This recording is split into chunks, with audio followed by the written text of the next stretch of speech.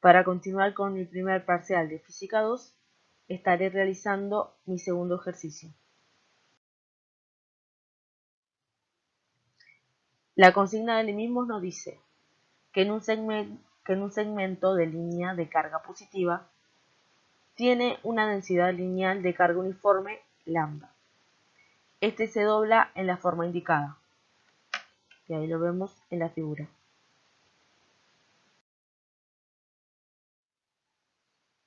Él mismo nos pide que hallemos, en primer lugar, el campo eléctrico generado por la semicircunferencia en el punto O. En segundo lugar, el campo eléctrico generado por cada porción recta en el punto O. Y en tercer y último lugar, la fuerza eléctrica que ejercerá una carga puntual positiva, Q, ubicada en el punto O sobre la línea de carga completa. En primer lugar, lo que debemos hacer es analizar el ejercicio.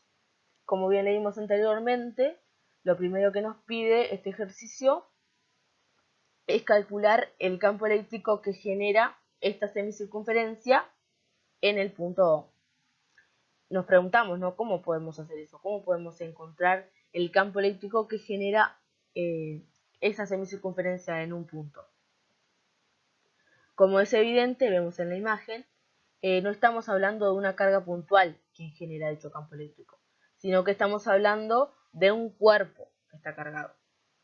Por lo que para estudiar este campo eléctrico va a ser necesario que nosotros subdividamos esta semicircunferencia en infinitos y pequeños rectángulos, los cuales van a tener una longitud de L, diferencial de L. Para obtener la intensidad de E, vamos a tener que sumar todos esos pequeños diferenciales que componen nuestro cuerpo cargado. Bueno, pero antes de hacer esa suma, tenemos que analizar qué sucede con un solo diferencial y averiguar cuál es el campo eléctrico que genera este pequeño diferencial.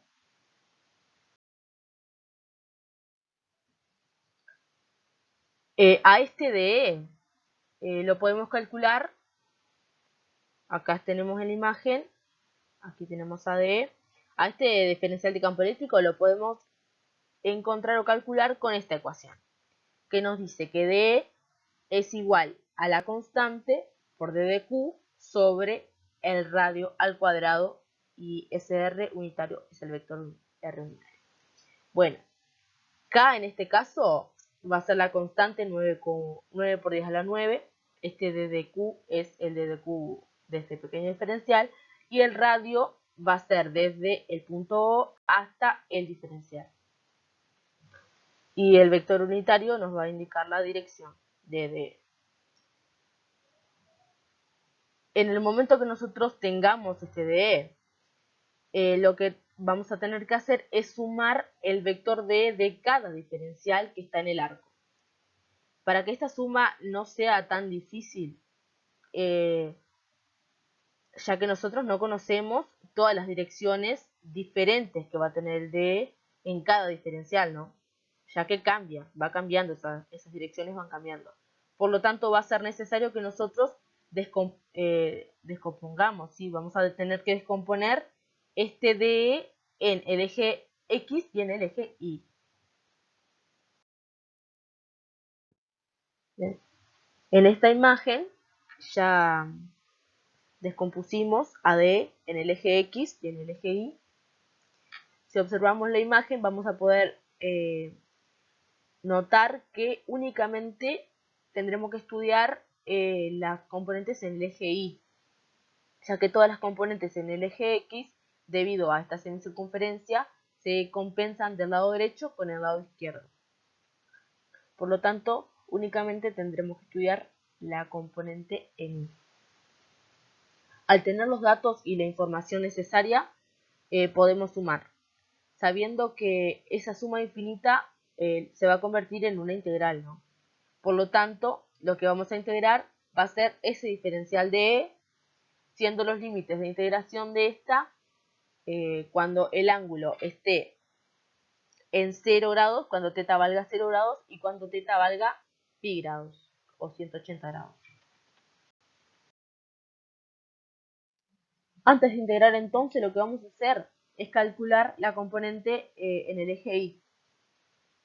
Esta componente se calcula el diferencial de E por el seno del ángulo θ, ¿no? O sea, entonces nos va a quedar que d de I va a ser igual a de E por el seno de θ, y esto va a ser igual a K por d de Q por el seno de θ sobre el radio al cuadrado en dirección menos J. Acá vemos la dirección, ¿no? En la imagen. Pero debemos recordar también que d de Q es igual a lambda por d de L. Y que este d de L, este diferencial acá de longitud, es igual a lambda, es igual al radio por d de θ. Entonces, nuestro d de Q va a ser igual a lambda por el radio por d de θ. Entonces, ¿qué tenemos que hacer nosotros? Sustituir este d de Q que tenemos aquí, el que acabamos de recordar, en la ecuación que tenemos arriba. Si sustituimos, vamos a obtener que nuestro d de I va a ser igual a K por lambda por R por d de θ por el seno de θ sobre el radio al cuadrado en dirección menos J. Como observamos aquí, tenemos radio cuadrado, aquí arriba tenemos un radio, podemos tachar uno y nos va a quedar que nuestro d de I es igual a K por lambda por d de θ por el seno de θ sobre el radio en dirección menos J.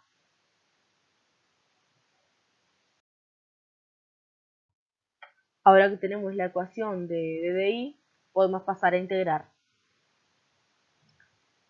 Los límites de integración que vamos a utilizar, como nombré anteriormente, va a ser cuando el ángulo θ esté en 0 grados y cuando el ángulo θ esté en 180 grados. Si integramos en ambos lados de la ecuación de DI, vamos a obtener que DDE es igual a la integral entre 0 y 180 de K por lambda por el seno de θ sobre R por d de θ en dirección menos J. Si integramos, como vemos ahí, lo único que tenemos que integrar es el seno y realizamos algunas operaciones, operamos, y vamos a llegar al resultado de que DDE va a ser igual a 2 por K por lambda sobre R en dirección menos J. Y este resultado es quien nos dice cuál va a ser la intensidad de campo que va a generar esa semicircunferencia en nuestro punto O.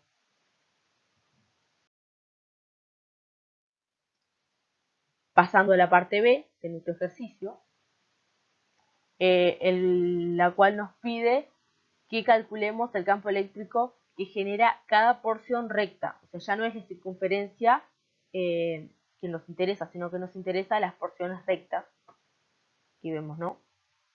Lo que dice 2R. Tenemos que calcular cuál es el campo eléctrico que generan ambas porciones rectas en ese punto O. En este caso, al igual que en el anterior, también va a ser necesario que nosotros subdividamos nuestra barra cargada para poder calcular dicho campo eléctrico.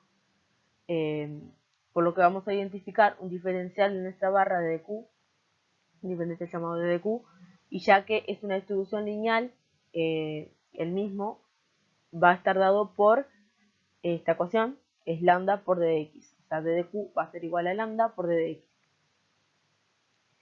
Al observar la imagen, es evidente la dirección de nuestro vector dd, la cual es en dirección más y.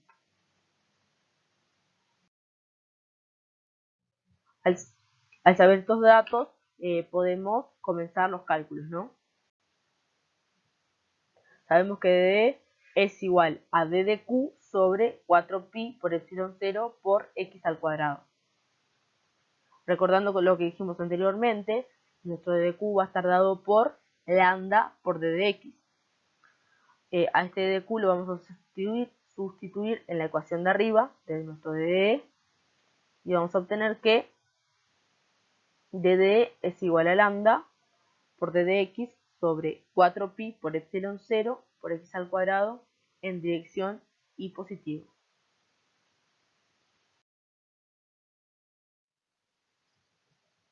Para continuar, debemos hacer la integral, ¿no? Mediante la cual lo que vamos a obtener es el campo eléctrico con respecto a la porción recta del lado izquierdo de la figura. Bueno, si integramos y hacemos algunas operaciones, obtendremos que el campo eléctrico generado por esa porción recta del lado izquierdo de la figura va a ser igual a lambda sobre 6pi por epsilon 0 por r.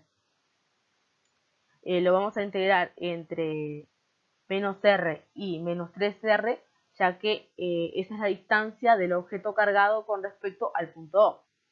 O sea, ese objeto cargado comienza en menos r con respecto al punto O y termina a una distancia de menos 3r con respecto a ese punto O.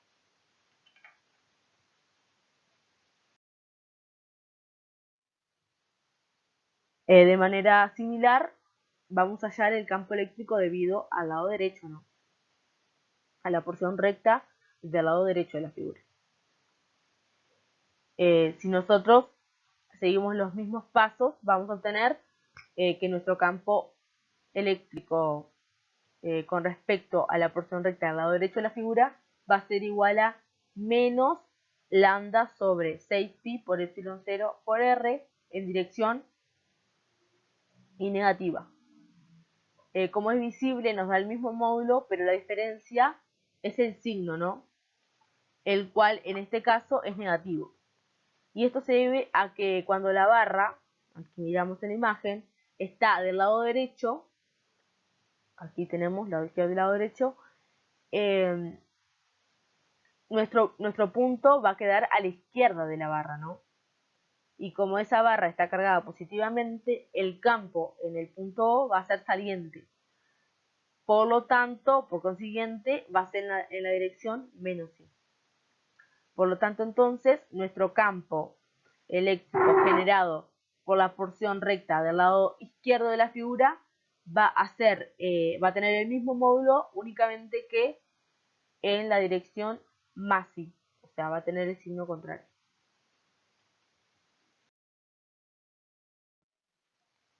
Y la tercera y última parte de este ejercicio, lo que nos pide es calcular la fuerza eléctrica que ejercería una carga puntual Q positiva si la ubicamos en el punto O sobre la línea de carga completa. Necesariamente para que exista una fuerza eléctrica debe existir una carga puntual, ¿no? Si para calcular esa fuerza eléctrica nosotros utilizamos la ecuación F es igual a la carga por el campo total, sabemos que este campo eléctrico total es igual a menos lambda sobre 2pi por epsilon 0 por r en dirección menos j, porque lo calculamos en la parte A, ¿no? Entonces tenemos el campo eléctrico total. Para terminar entonces, ya que tenemos el campo eléctrico total, podemos plantear que esa fuerza eléctrica, la cual es igual a la carga por el campo total, nos va a quedar igual a Q por lambda sobre 2pi por epsilon 0 por r en dirección menos j. De ahí, si nosotros le aplicamos la tercera ley de Newton, la cual nos dice que cuando un cuerpo A ejerce una fuerza sobre un cuerpo B, o sea, la fuerza AB, el cuerpo B va a ejercer simultáneamente una fuerza sobre el cuerpo A, la cual va a tener el nombre de fuerza BA. Ambas fuerzas van a tener el mismo módulo, van a tener la misma dirección, pero sus sentidos van a ser opuestos. Por lo tanto, la línea va a ser empujada por una fuerza eléctrica igual a Q por lambda sobre 2pi por epsilon 0 por r en dirección j. O sea que esta es la fuerza eléctrica que necesitará la carga puntual para empujar la línea cargada. Bueno, eso es todo el ejercicio. Muchas gracias.